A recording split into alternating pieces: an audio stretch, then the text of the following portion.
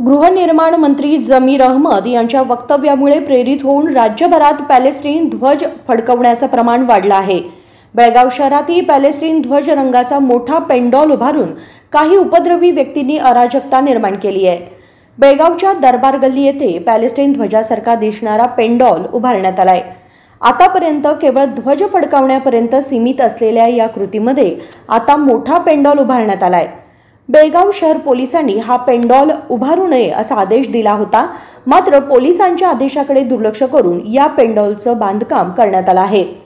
शहरातील संवेदनशील भागामध्ये जवळपास 200 मीटर लांब रस्त्यावर हा पेंडॉल उभारण्यात आलाय। उद्या रविवारी होणाऱ्या ईद ए मिलाद मिरवणुकीची तयारी सुरू असून आजपासूनच रस्त्यावर सजावट केली जात आहे। रात्रभरात पॅलेस्टाईन ध्वजाच्या रंगामध्ये मोठ्या प्रमाणात पेंडॉल उभारणाऱ्या या उपद्रवी व्यक्तींनी स्थानिक प्रशासनाच्या आदेशाचा भंग केला आहे। घटनास्थळी पालिकेतील विरोधी पक्षनेते मुजम्मिल डोनी यांची कार उभी होती। माध्यमांचे लोक घटनास्थळी पोहोचताच काँग्रेसचे पालिका सदस्य मुजम्मिल डोनी तिथून निघून गेले। ही घटना मार्केट पोलीस ठाण्याच्या हद्दीत घडली आहे।